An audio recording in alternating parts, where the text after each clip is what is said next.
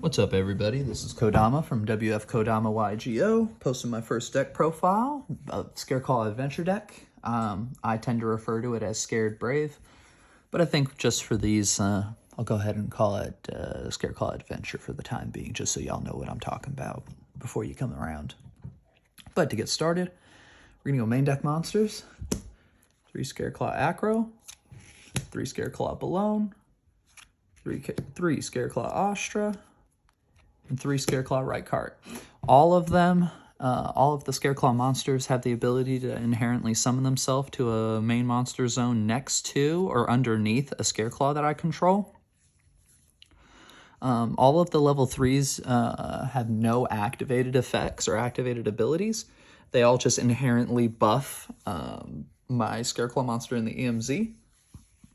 So Acro buffs him by 300 for each defense position monster I control. Balone gives it piercing, and Astra allows my EMZ Scareclaw to attack an equal number of times to the number of defense position Scareclaws that I control that have different names. So you can attack up to 4 times if I have one of each of these guys out, but it'll be able to attack a 5th time after Photon Hypernova. Ooh. And then Scareclaw Right Cart is the only one with an activated effect, and it is on summon, whether normal or special. I get to search for a Scareclaw spell or trap, and then if there are 3 or more defense position monsters on the field, you may draw one, which is spectacular. You almost never want that to be your normal summon, but it happens. It definitely happens. But yeah. So we'll get rid of those. We'll move to Scareclaw Spells and Traps, which is a pretty quick one. We're going to go to 2 of the field spell, 1 Arrival, 1 Splash, and 2 Twin Saw. So Primitive Planet Reichphobia, that's the field spell. On activation, you get to search a Scareclaw or Vsauce Starfrost. Monsters your opponent control are passively debuffed by 100 attack and defense for every defense monster on the field. And if there's 3 or more defense monsters on the field, you can target any card your opponent controls and pop it, which is great. Arrival is the archetype monster reborn that also has a protection effect from banishing it from the grave to protect your EMZ Scareclaw if it would be destroyed by battle or card effect. Splash is the archetype Omni Negate. I pretty much only use it for that effect, even though I have used the buff effects before, which has helped get over like Vanity's Ruler before. But when your opponent activates a card or effect while you control a Scareclaw monster in the EMZ, you can send this face-up card to the graveyard as cost to negate that effect. So with this being a continuous trap, you want to flip this as soon as possible on your opponent's turn. So you want to flip it like in the draw phase if they don't have anything, just so you have it face up to respond to whatever your opponent throws at you. But then Twin Saw is what I consider the MVP of the deck. Tribute 1 Scareclaw monster, then target 2 cards your opponent controls, pop them, and if you have Vsauce on the field, you can banish them instead. But you can banish this card from the graveyard if there is a Link 3 or higher monster on the field, so not even just your field. You can banish it, and then for the rest of the turn, neither player can activate the effects of Link monsters on the field. So I like to try and get this off kind of like as soon as it makes sense to, and then banish it as quickly as possible, just so people can't Link climb and out your boy, because Link monsters are the nightmare, the pain of this deck's existence. But now let's move on to the adventure package. 3 Right, 1 Fateful, 1 Dracoback, 3 Water Enchantress, and 1 Wandering Griffin Rider. Enchantress is both a wonderful searcher for Right if you don't have it, and she's also great link material moving forward, just because, your boss monster only requires effect monsters, so having her on the field is also a great thing. Griffin obviously an Omni Negate. Dracoback, a wonderful discard for Fateful, but also a great discard for another card we play that requires a discard. But we're just going to move to power cards. 1 Pre-PHHY map lets you search a dog because all the dogs have 0 attack.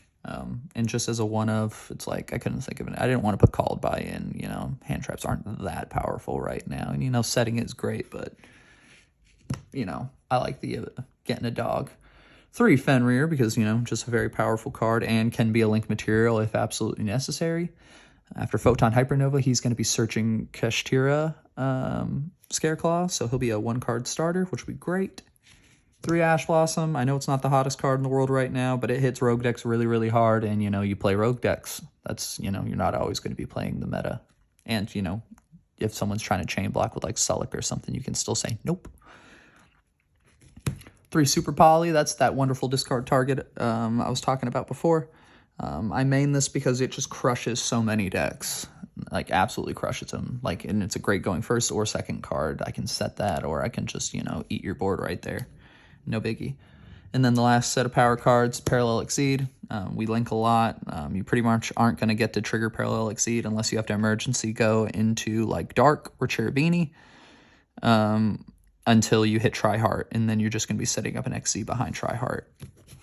So, we'll move on over to the extra deck real quick. We'll start with 3 Lightheart, which is the boy, the man, the god, the searcher of the field spell. And we'll talk about Tri-Heart next. You know, those are your in-archetype Scareclaw monsters. Lightheart, not once per turn. It is a soft once per turn. Searches for the field spell when it's link summoned. But you have to use a main deck or a main monster zone monster in order to summon him, so you can't just like get impermed and then summon another one. Tri-Heart changes everybody to defense when he's link summoned. He's unaffected by the activated effects of those link monsters. And his soft once per turn, you can target a level 3 Scareclaw, so one of the dogs in the graveyard special, and then if you do, add a Scareclaw monster from your deck to your hand. That is quite a wonderful effect. It's a great way to extend into Reichardt if you don't have him already. But we'll get those out of the way. We'll talk about kind of just our utility cards next. Cherubini, because all of the dogs are level 3s, and like I said before, the Parallel Exceed can be triggered by Cherubini, so like if all you have is 2 dogs, no adventure engine, nothing else, that's a way you can do that. Dark the Dark Charmer, because our Link 1's a dark, so we're always going to be able to put a dark monster out to try and target a dark, but I do want to put Asa in this. Link Spider to turn our token into an effect monster if we need it. Underworld Goddess, because I play a lot of Sprite, and they make Avermax a lot with IP Masquerena, and that's pretty much the only way I can out it. Axis Code Talker, because, you know, Axis Code Talker, but I actually kind of want to turn that into also the Earth Charmer, to be perfectly frank. I think that would just be more of a utilitarian card. We'll go for our Parallel Exceed targets, Baguska and Abyss Dweller. Baguska behind Tri-Heart is a nasty, nasty thing, because none of our effects are activated effects. When it comes to the dogs, they just put themselves on the field and they passively buff. So we can do a lot of damage like that. And then Dweller, just, you know, obviously graveyard hate. You kind of have to have that these days. And then Super Poly targets, you know, the 3 gods, Garura, Draco, and Mud. You know, it is what it is. And we'll do a quick talk about the side. Just cause. 3 DDG, Tier Hate, 3 Bestial, Druisworm, Tier Hate and removal. Illegal Knight, Mind Control and Change of Heart. Evenly Matched, and Lightning Storms. Illegal Knight obviously going second, or when I just don't have a good card. Cards that aren't great in the matchup that I have, I'll put that in to make the Adventure Engine a little stronger. Mind Control and Change of Heart, because I just want to steal, like, you know, stealing an interaction is always cool, and, you know, it's an effect monster. You're taking an effect monster so you can, you know, make Tri-Heart easier. And then Evenly and Lightning Storm are just godly going second cards, you know. I face a lot of Exo Sisters, so I want to hit back row a lot, and those 2 cards are just very good at doing that. But yeah, that's going to be it for the deck profile, y'all. We're also going to feature my current token, which is my Godzilla and King of Monsters Magic the Gathering card. I don't play Magic anymore, but I love Godzilla, and, you know, ain't Godzilla in Yu-Gi-Oh! So, I hope you guys enjoyed it. Sorry that this ran a little bit longer than I was planning. I plan on putting out a combo / test hands with this, because I want to show you guys what I'm thinking as I'm approaching my regional. Because I do kind of want to change it up a little bit and put more Bistials in and potentially, you know, Ghost Bell instead of Ash when I approach this regional towards the end of the month. But yeah, that's it. I hope you guys enjoyed it. If you guys want to follow me on my Instagram, it's the same as the handle of this page, the WF_Kodama_YGO. With that being said, rock on. Y'all be good.